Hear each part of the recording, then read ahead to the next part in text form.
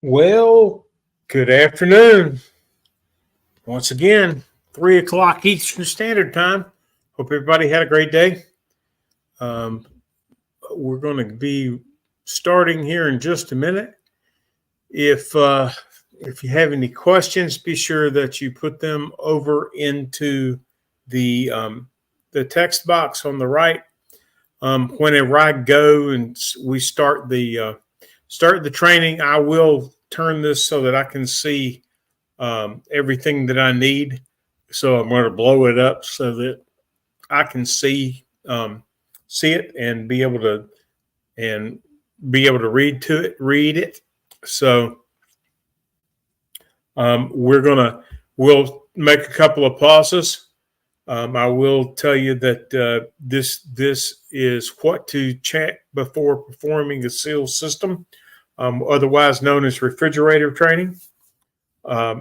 Everybody, I hope that you had a wonderful day so far today, and that you're wound up for the day, and that you're going to, have a great evening. So let's just go ahead and get started.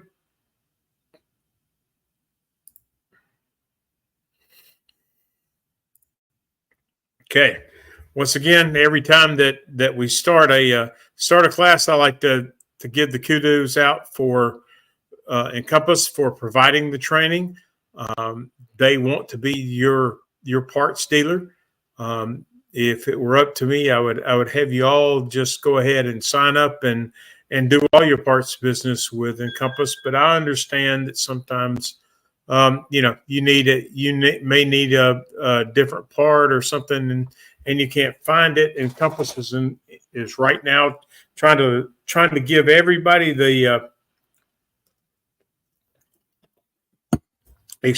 trying to give everybody their undivided attention, and they want you to be their servicer. So the one thing about Encompass, they have this app right here. It's called Easy Stock app. I'm not going to spend a whole lot of time on Easy Stock. I will tell you that if you have not either been to a class where it was an Easy Stock class, or B, gone out and looked at them at the Easy Stock app and see what it can do for you, you're doing yourself a huge injustice. Number one, this program is free. It doesn't cost you anything. If you buy parts from a different parts source, you can actually put that information into this Easy Stock app. So it's very customer friendly. It's great for you because you can tell exactly what you have on your truck. There's no worse than getting out to a customer's house thinking you've got a part and you don't have it. One thing about Easy Stock is if I have the model number, I can go out and look at and find out what parts I have for that unit. It is a time saver. I wish that I had it whenever I was a technician. Okay, that's all. That's as far as I'm going to go right now with the Easy Stock. I know that I push this every time I have a class. I will tell you that you are doing yourself an injustice if you don't at least go out there and look at it. Once again, it doesn't cost you anything. What have you got to lose? Okay. If something happens and you wanted to go and look at the Easy Stock, it's out there on YouTube. All you have to do is type in Encompass Easy Stock, and it will pull up. Or you can go to this site right here with Uline,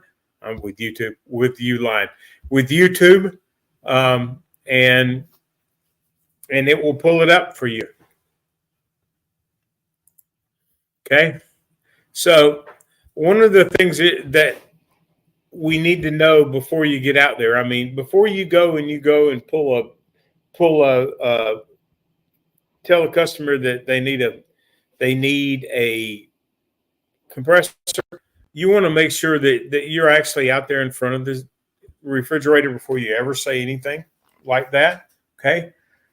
But some of the questions that you want to know before you ever leave and try to go and run the call, one of the questions is, can you send me a picture of that? Everybody has a cell phone. I don't know anybody that doesn't have a cell phone anymore. So have them snap that picture and send it to you. Okay. One of the other questions you're going to ask them is how long have you been having this problem? Has it been a week? Has it been a month? I mean, let's hope that the refrigerator hasn't been not cooling for a month.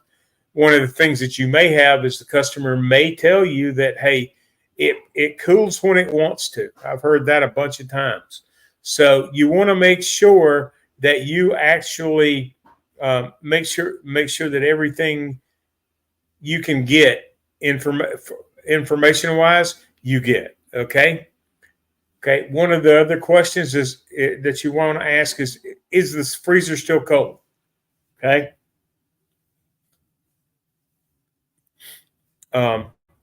If you, one of the other things you can ask them is if you touch the side of the refrigerator, is it warm or hot?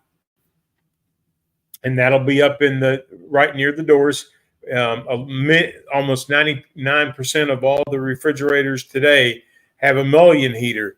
That is what you're trying to find out is if that mullion heater is hot. If it's not hot, you may need to you may have to add refrigerant to it. So you're going to have to find out what you need on your way to the call. There's nothing worse than showing up to the house and go, man, I should have got some Freon, or man, I should have got a defrost timer, or I should have brought the board along with me. You want to eliminate all of that you can. Okay. Are there any obstructions preventing the removal of the appliance? You as a technician don't need to be trying to move things around or hit things. Or I had a young technician that I had hired, and he actually damaged a countertop because there was an island. There was an island that had granite countertop. And of course, he damaged the countertop. He said he didn't do it, but in the customer's eyes, it wasn't there whenever he got there. So that comes up to a little bit later. We're going to touch on that. So let's see what other. That's why you want to know: is there anything preventing you from being able to pull the unit all the way out? Okay, and that is a good example of something that would keep you from pulling it all the way out. And that's the other thing you want to ask is what kind of flooring is in front of the refrigerator. I mean, the last thing you want to do is not have your floor protectors out there. And sometimes you're going to need a certain type of flooring protector. You may, if you have an air sled, like I bought one whenever I had the company. So if I had somebody that thought they needed it, they would check it out.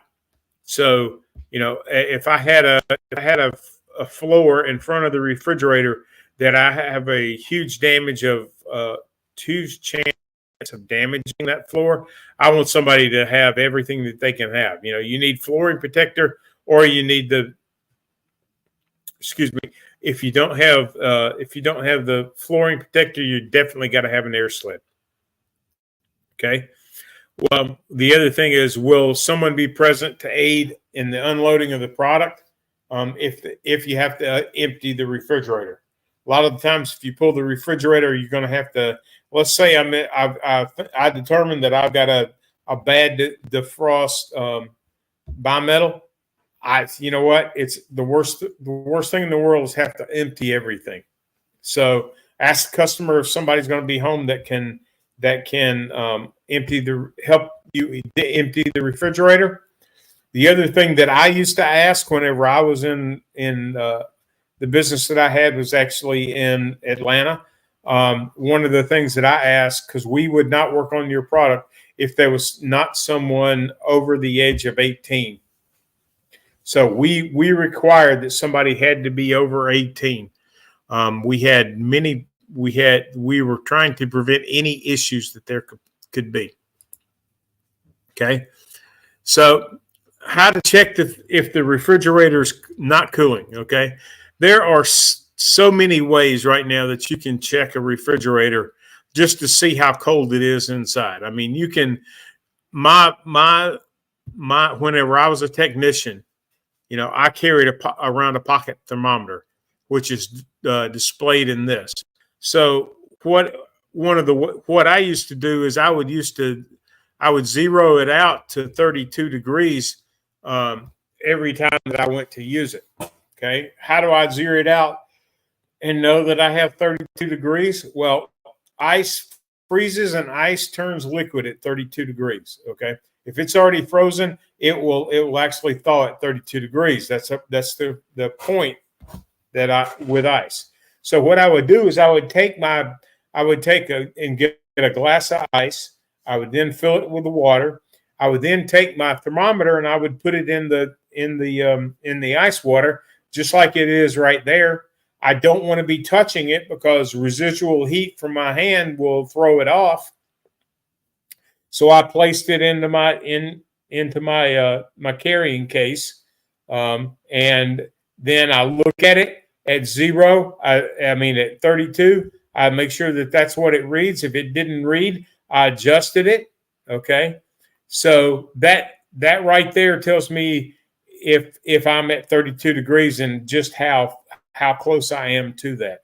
So after I make that calibration, okay, I can put that either in the refrigerator or in the freezer, close the doors, do something else while it's has time to sit and set. You guys are going to have to pardon me. It's like 100 degrees and it's hot. After the calibration, I'm going to put it in the center of the freezer or the refrigerator. I'm going to close the door, confirm my information on the model and serial tag, look and see if ice is on the back part of the freezer or the refrigerator. Many of these refrigerators today have dual cooling zones, and we'll talk about the dual cooling zones as we get along. Okay, if I don't see any of that information, then I'm going to have to do a little bit more once I understand what the temperature is. I mean, I could be my freezer could be set at at 12 degrees instead of being set at zero. I always try to keep my freezer somewhere -1 to 0. If I'm going to have and buy a whole lot of groceries, I usually turn my thermostats to the power cool mode, and that way I make sure that I have everything done. Okay, so one of the things that you need to know is where is all the information located. Okay, the model and serial tag tells you so much more than just, hey, here's my model number, here's my serial number. Every model or serial number on a refrigerator will tell you what kind of refrigerant is in it. It will tell you the amount. It will tell me operating amps. It will tell me all kinds of things in this refrigerator. Okay, so usually this is located in the refrigerator section on the left or right side, depending on the units that you have. Okay. Let's say my dad still has one of the refrigerators that he bought at Sears, and that thing has it on a plate down on the bottom that I have to pull the toe plate to be able to look at it. Okay. If I work on a high end refrigerator, something like a Sub-Zero, a Viking, one of those refrigerators, a lot of the times you're going to have to look up in the very top of the refrigerator, especially on ones that are almost a commercial unit. You're going to have to pull that plate down, and then I'm going to look and get that model number information too. Okay. This is the refrigerator that I actually have in my house. Okay. So let's go down through it. Okay, it tells you that this is a freestanding refrigerator. I can't install it in a built-in cabinet. Okay, installation is only for freestanding. Okay, I've got a model number, I've got a serial number, I've got a manufacturer date. I tell you right here, it gives me my electrical rating, gives me my amperage, my volts, my hertz. You can be surprised if somebody comes from a different country, that may be at 50 hertz, not 60. Or I have seen it where it was a brand new refrigerator and it got mixed up in the box and it was supposed to be Mexico or South America and it ended up in the US. So that's the reason you need to make sure that it's 60 hertz. Okay. One of the other thing it tells you about a supply type. It tells me what my defrost power is. Okay. Tells me what kind of refrigerant. I mean, what kind of insulation is in it. Okay. It tells me that this is R600. It tells me that it has 90 grams is what kind of charge it has on the refrigerator. So I need to know how much. If I think I'm going to need a compressor, I need to know what my charge is. Okay. So this tells me all kinds of things. It also tells me the warranty. Okay. It tells me I have a 1-year warranty for products, questions, parts, or service. You can reach them at that information. There's the phone number for it. Okay. So if you have any other, if you go to this, here it is, the one that I was talking about. For this one is for either, this is one of the high-end refrigerators. It could be that it's a Sub-Zero, or it could be a Viking, could be several of the others. But if I see this plate at the very top, I'm going to think that that's where I'm going to have to go find the rating plate. Okay. So right here is a Kenmore, otherwise known as a Whirlpool.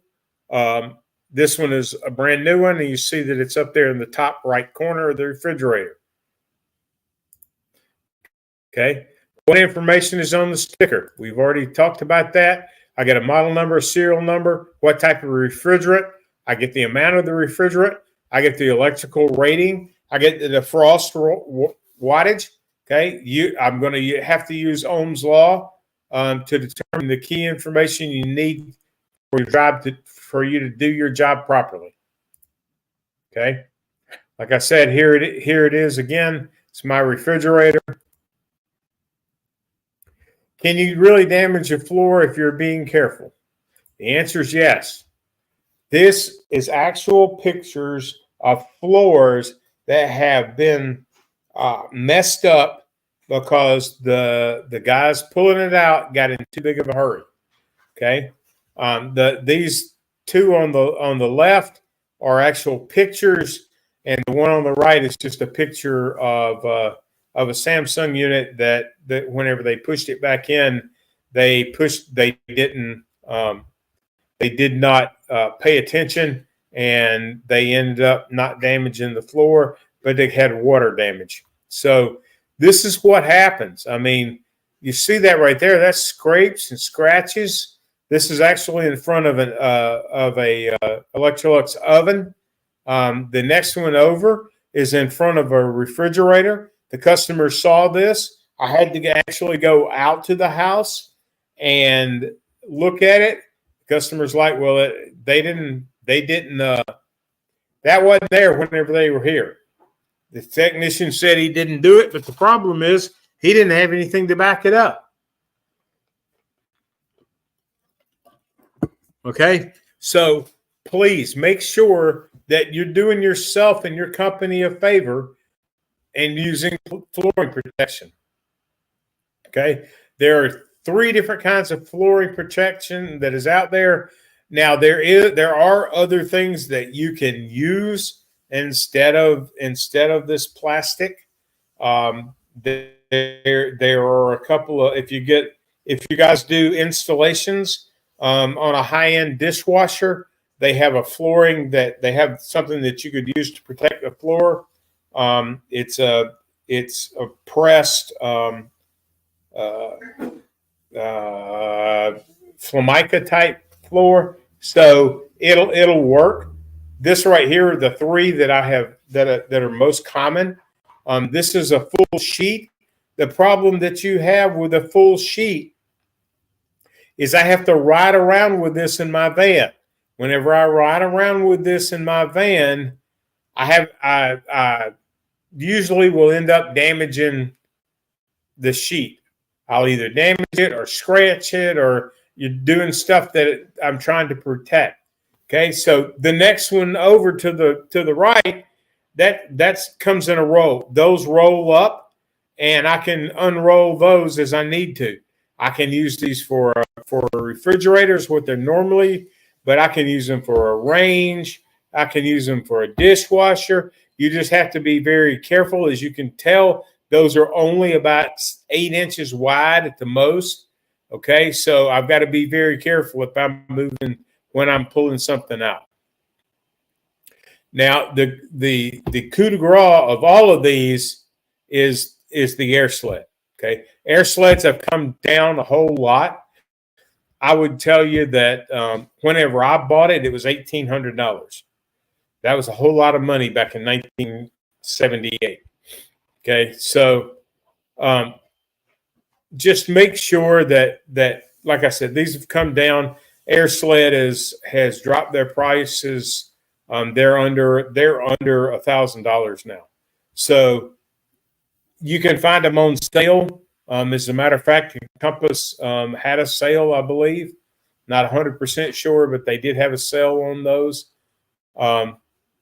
But that's the best thing that I can use. I can use it. It has a switch on it. It's got a strap on it. So what happens is I slide those two pieces right up under the refrigerator. This makes it going from a two-man to a one-man job. One of the things that I always ask the customer, especially if I had to if I thought I was going to have to pull the refrigerator out, I tell them right straight up front, I'm going to need an extra man because I'm not going to damage your floor, and then I have to figure in my extra man power. Okay, but going back to the air sled, that air sled has a strap that you can put up under you, up on top of your shoulder. It has the on-off switch there, so I slide that all up under the refrigerator. Hook up the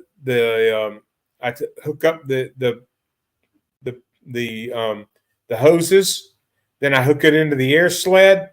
Then I actually inflate it. I turn the switch on. That inflates it. As I inflate it, I can do anything I want to with it.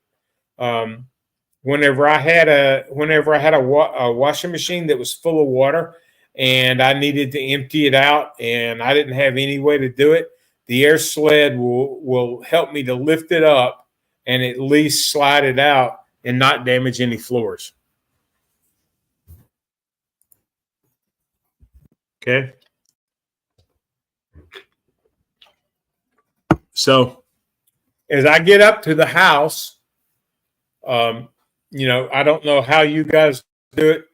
My guys, whenever we ran a call, we gave a 4-hour window.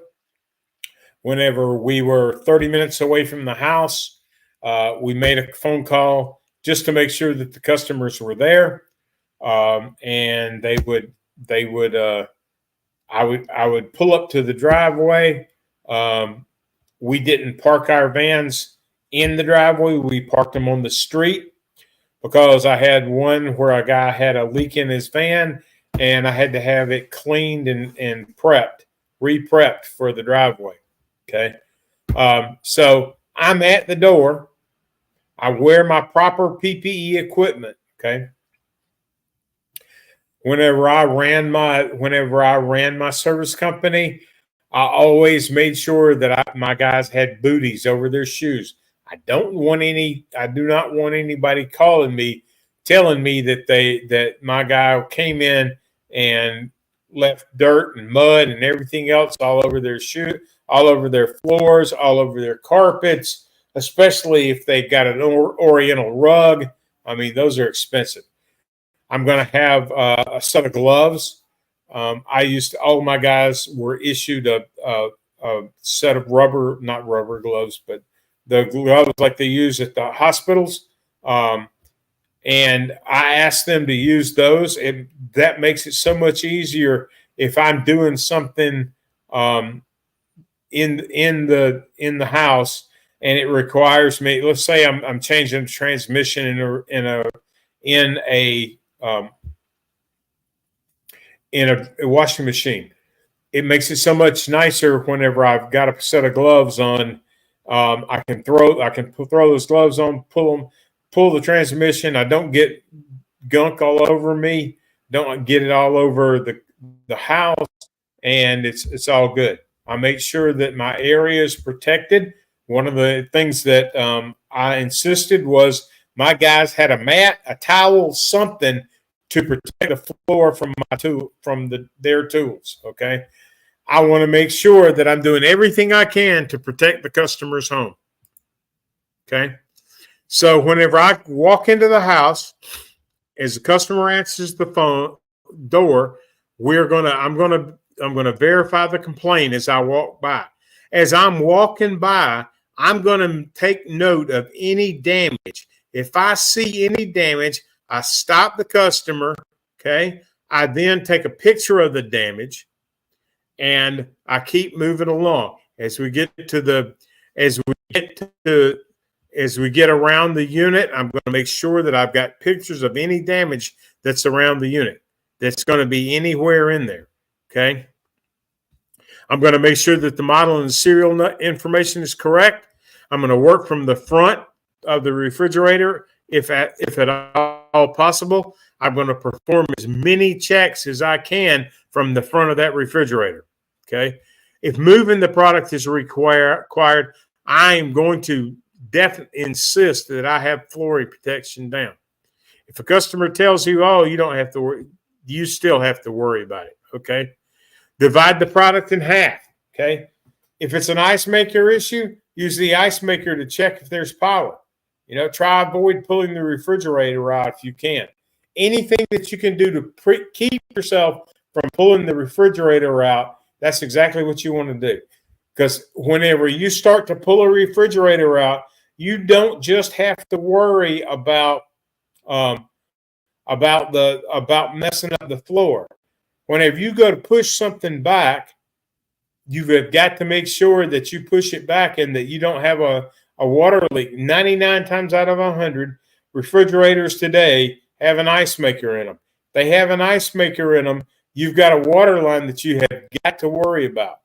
Number two, you got to make sure that whenever you're sliding that product back in, you have got to make sure that you're pushing it back straight back and that you don't hit anything as you push it back. Okay. So let's get into what we were sending as we. I'm sorry. Now let's get to what the whole class is about. Okay. So I get to the house. Okay. The customer's complaint is it's not cooling. Okay. So I'm going to open the freezer door. I'm going to check the back panel to see if it's frosted up. If it is, okay, I'm going to place the unit into the frost.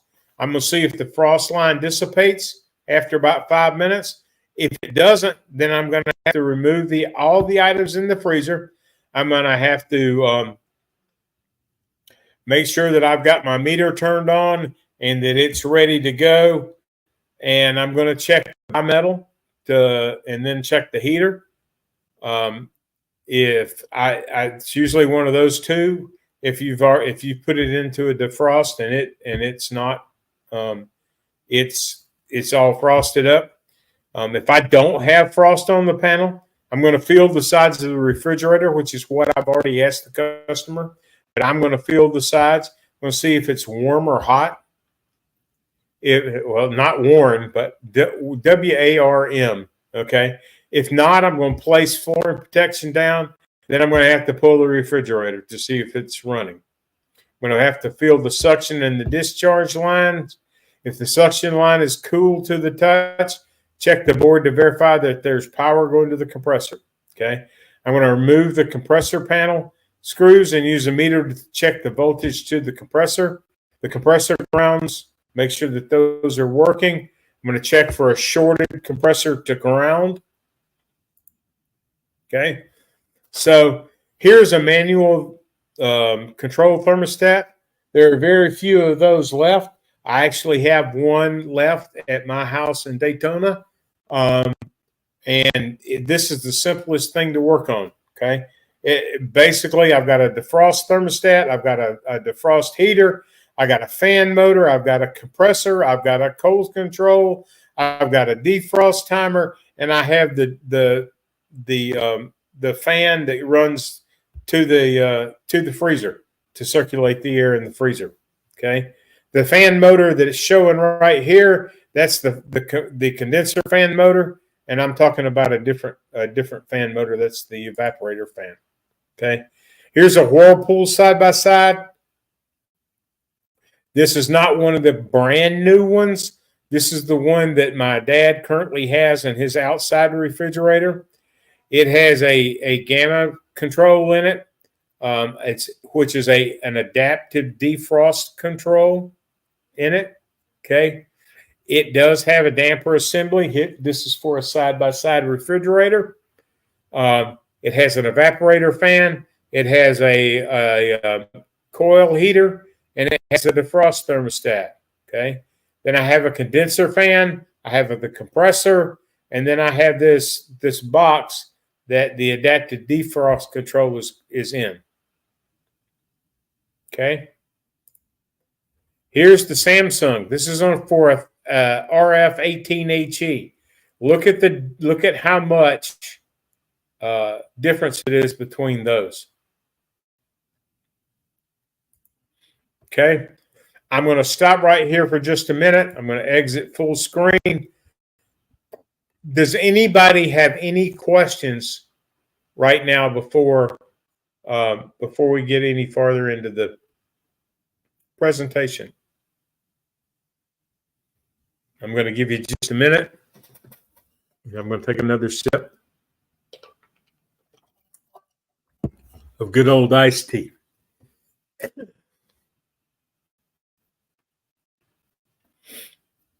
Okay, we're gonna go back. Whenever we first started this, I told you that one of the things that you're going to need to do is be very familiar with Ohm's law. Okay, Ohm's law is important and a fundamental rule to remember when working with resistors and electronics in general. It defines a relationship between components. I is amps. V is for volts, okay? R is for resistance. So Ohm's law consists of three mathematical equations that explain the difference between the current, voltage, and resistance. If you know two of these values, you can calculate the third using Ohm's law, okay? The equations are, okay, if I'm at there and if I know what the amps are, which is I, if I know what the resistance is, which is R, I times R equals my volts. Okay. If something happens and I don't know, I'm going to go my volts. Okay. My volts divided by my resistance equals my amps. Okay. If I know my volts, which is V, divided by I, which is amps, then that gives me my resistance. Okay. So if we'll say that I've got my volts, let's say that I've got 114 volts, and I know that I have, if I know that I have 4 amps, I would take those and go my volts my volts equals my volts over. I'm sorry. If I get my volts over my amps, that equals my resistance. So that would tell me how much resistance I would have. This is very useful in the last one that we looked at, which was the Samsung, because a lot of these are using low voltage. Okay, so I may only have four to five volts. Okay, and I may have zero point 0.5 amps, but it still will tell me how much my resistance is. Okay, this is one that you really need to know. Okay, so before we get and try to say that everything's going to be the compressor, nothing used to make me doubt a technician's know-how would be. I at one point in my career, I basically changed compressors. So at the time we had about 15 techs, and we would set it up so that if something happened and had to have a compressor change, they would send me out, and I would change compressors. So that was something that I did, and I got very good at it. I really wish that back then. I really wish. Hang on. Excuse me. I really wish that the Vulcan lock ring was around back then, because we didn't have our refrigerator was not flammable. Well, there was some ammonia and propane that were flammable, but those are very few and far between. Most of them were R12 or R134A, or the hot box, which was 805, I think, which was the drop in for R12 whenever it got to be so old. Okay, so it made me really doubt a technician's ability to diagnose whenever I get out there and I go and get ready to pull the refrigerator, and I find something that has no problems with. It's not a problem with the compressor. If I get out there and I feel around and the condenser line is hot, or the condenser line is or the suction line is has just a little touch to it, I didn't trust the technician. Then I have to go and I have to diagnose it myself to figure out what's really the problem. These are the common problems that you will find in a refrigerator. Okay, so you need to know these and check this before you ever even think about thinking it's the compressor. Okay, things that are very common. Okay, ice in the drain area. Okay, if I pull the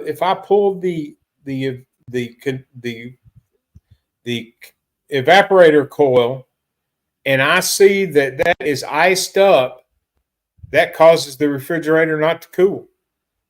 Okay, what could cause that ice to build up and actually back up into the refrigerator?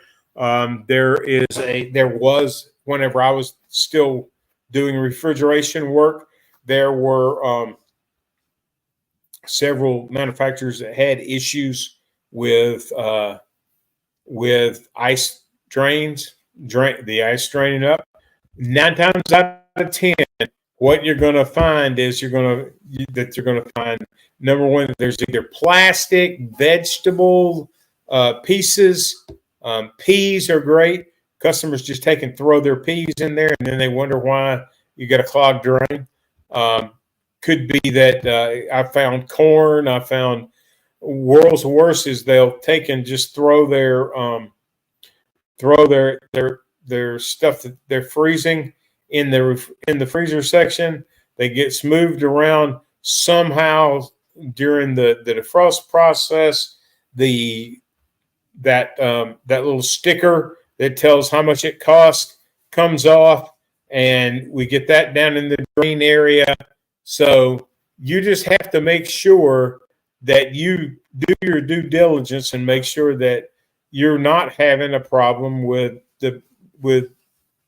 customer induced issues. Okay, there are still times, and there is a manufacturer out there that has, as a matter of fact, there's two that I know of still today that still have an issue with either the unit is coming out of defrost too quickly, or it's whenever it comes out of defrost, it's still the drain doesn't have time to adjust and get all the water out, and then it starts to freeze up. So those, if I walk into one and the only thing that I can find is that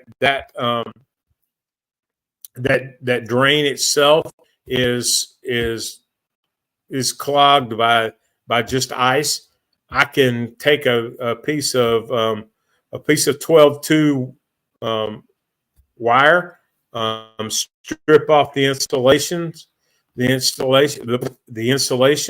and I can route that down into the drain and put it about 2 inches down into the drain. Okay, that way I can make sure that I've got it. But the first thing that I've got to do is I've got to get it unthawed. Okay, that is a problem that everybody has whenever we run into this. You've got to keep the customer's area clean and no water in it. So I use a steamer. To me, that's the fastest. Please don't use a heat gun. I had a young technician go out. I was actually riding with him doing an evaluation, and he took a heat gun and actually melted the liner. So we ended up the company that I worked for. We ended up buying that refrigerator because it was not any good anymore. Okay, so I prefer a steamer. I tell you that it's worth your money to spend $29 on a steamer.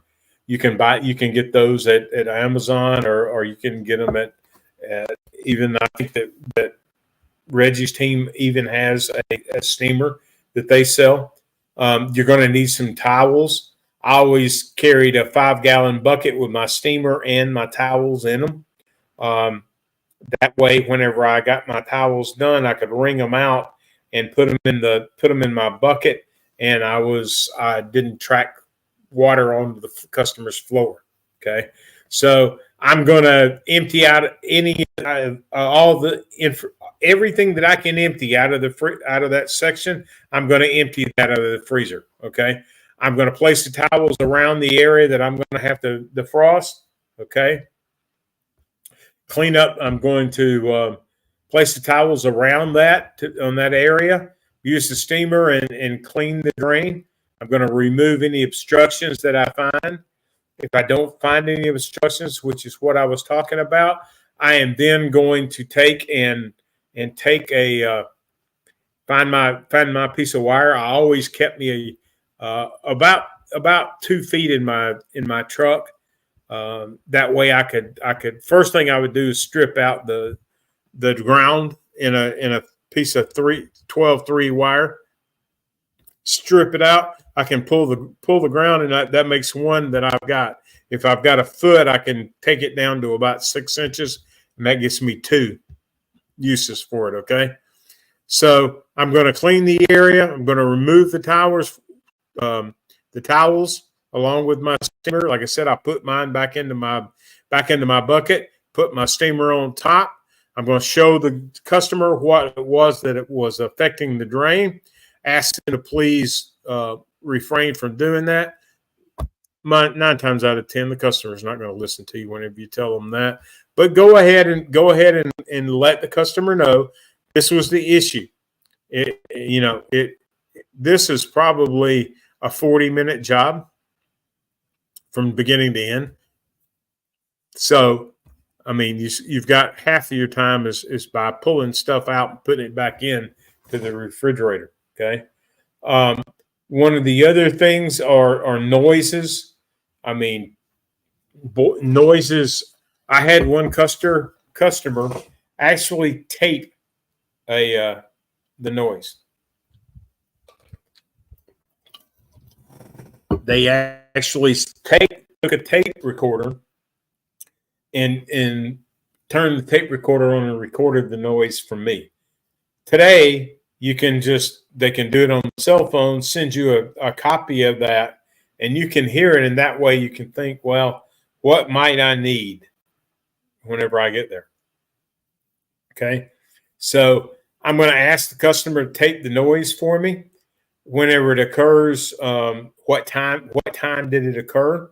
How often does it occur? Okay. Is it after an ice dump? Is it when the refrigerator comes on? It's all kinds of things that, if the refrigerator runs for like 5 hours and then it shuts off and you hear a bad noise, that's what the problem is. Okay. Where does the customer think it's coming from? Is it like a piece of plastic hitting the condenser fan, hitting a piece of plastic hitting the condenser fan? I had that happen one time. It was where the customer had pushed it back, and a piece of plastic had gotten behind the thing, and the fan. It was a fan that was hitting the condenser fan motor was hitting it. Okay. So I'm going to back up for just a minute.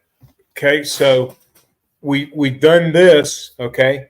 I'm going to tell you a couple of other things that you need to be looking out for.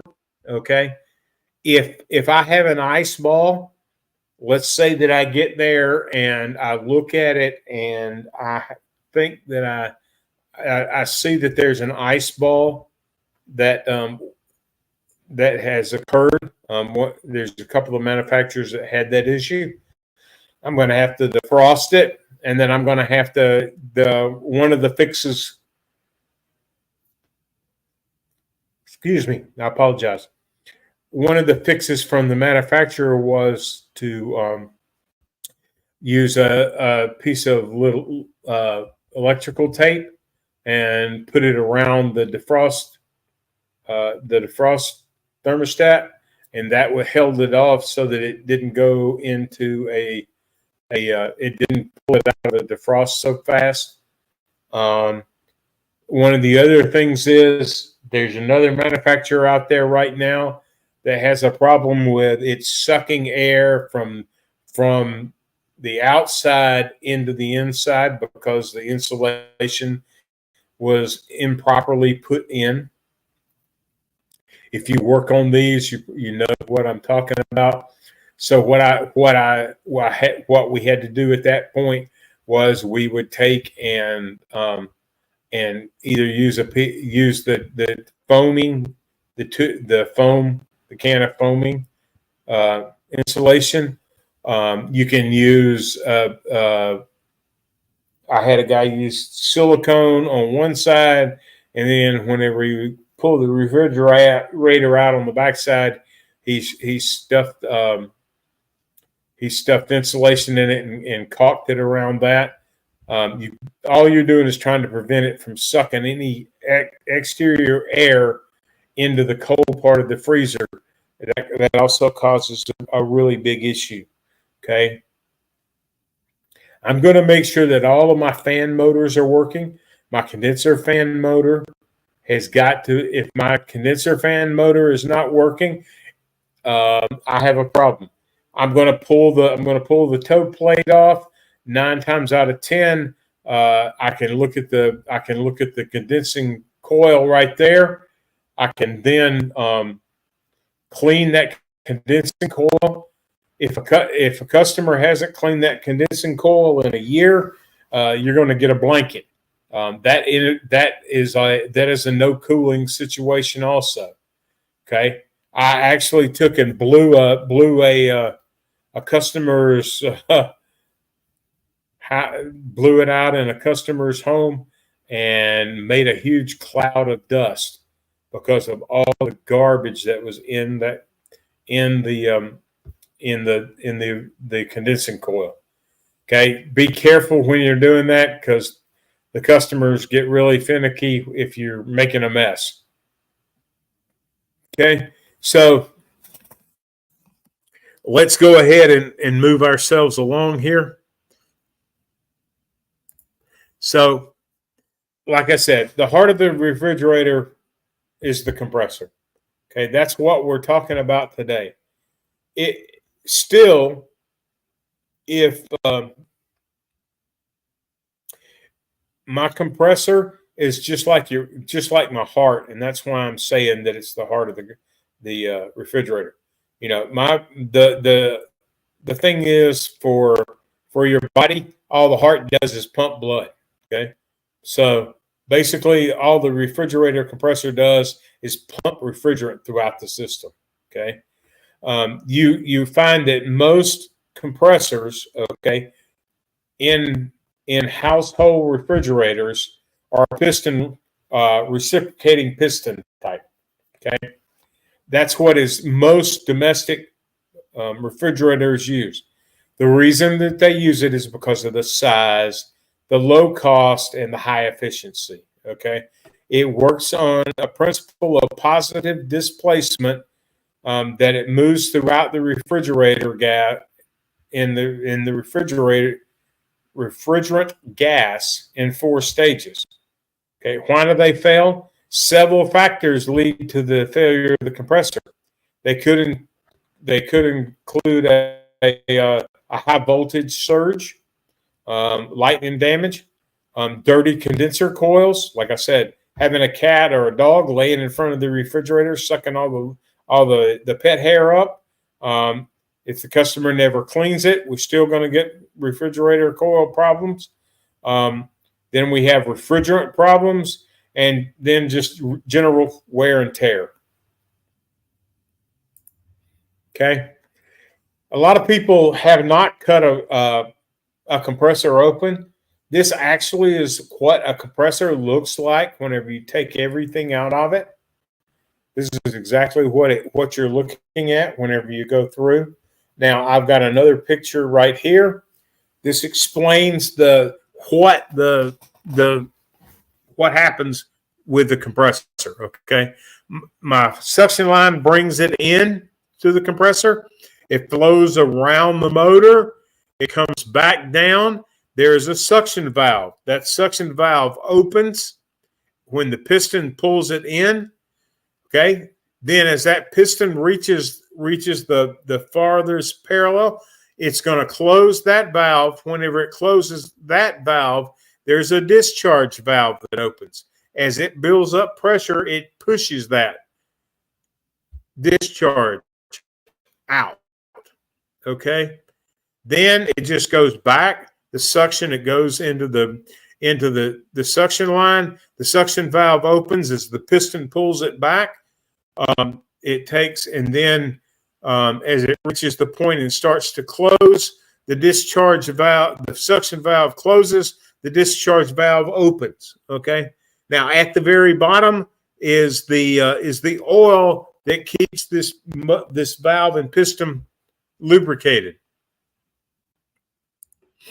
Okay.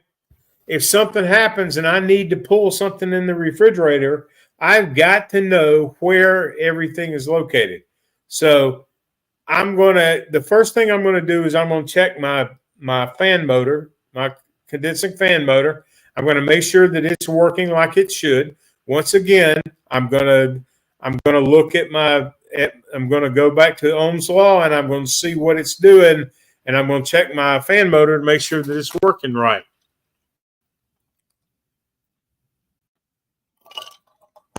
Okay. If I find out that if I've cleaned everything out or there's no problems, the fan motor's running like it should, and I still have issues, I'm going to go to the compressor after I've checked everything out from the front. I'm going to go to the compressor. I'm going to check and see, number one, does my compressor have the correct voltage going to it? Okay. So how am I going to check that? The first thing that I have to do is remove this box. Whenever I first started, there used to be a little snap ring that hooked to the side of the compressor. That's not the case anymore. Okay. Usually there's a screw or a clamp or a clip or something that holds that in. Okay. So I'm going to remove that object so that I can pull that box open. The first thing that I'm going to do is I'm going to have to unplug the refrigerator. Okay. Once I unplug it, I get that box so that I can see inside. Okay. It gives me an overload. There are two styles of overloads. There's a solid state overload, and then there's the everyday, the overload that was used on refrigerators made before about 2000. Okay, so we have the overload on the left. That's a start overload. Then we have the start relay on the right. That's for the overload that's on the left. These are all solid state components. I can still check them, and we're going to go through and show you how to check those. Okay.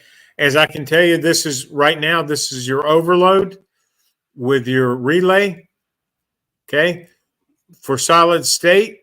So what happens is this is plugged in. This is plugged into the compressor itself. Okay. I've got one wire that goes up to the overload. Then I've got one wire that connects to the relay. And then if something happens and somebody has put a run capacitor on this, because I have gotten out there and had people put run capacitors in a refrigerator, that's the line that comes in is 120 volt voltage line. Okay. Now here is your PTC relay. This is the old style relay. Okay, with an ohm meter, I'm going to measure the resistance between terminals 2 and 3, which is where they are checking right now. At ambient temperature, the values should be near those presented on the list. Okay, the PTC relay should read somewhere between 2.8 and 5.2 ohms. Okay, if you've got one of the other relays right here. So the first thing you have to do is you have to check the relay to see which one you have, because they vary going anywhere from 17.6 to 24.6 down to 2.8 to 5.2. You've got to know which one I've got and which one I'm checking. Okay, my electromechanical relay. I'm going to check the relay in any position, check if there is continuity between terminals 1 and 2 of the relay. If not, I'm going to change the relay. With the relay in the vertical position, the coil of the relay is upwards. I'm going to check if there is any continuity between terminals 1 and 3 of the relay. If there is not, I'm going to change the relay. Okay. With the relay in the vertical position, the coil pointed downwards, I would check between continuity between terminals 1 and 3. If I get continuity there, I'm going to have to change that relay. Okay. This is the wiring schematic for a compressor. This is something that you need to go through, and you need to look at the wiring schematic before you do anything. Okay. This happens to be the wiring schematic for air conditioner, an external air conditioner, because that's where you get the L1 and the L2. Okay, but let's go ahead and talk.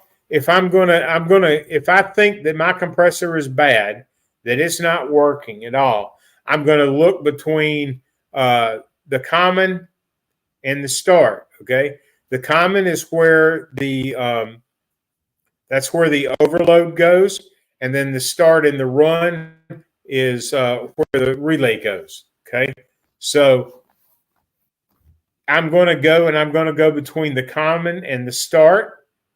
If I go to common and start, I should read somewhere between 3 to 11 ohms.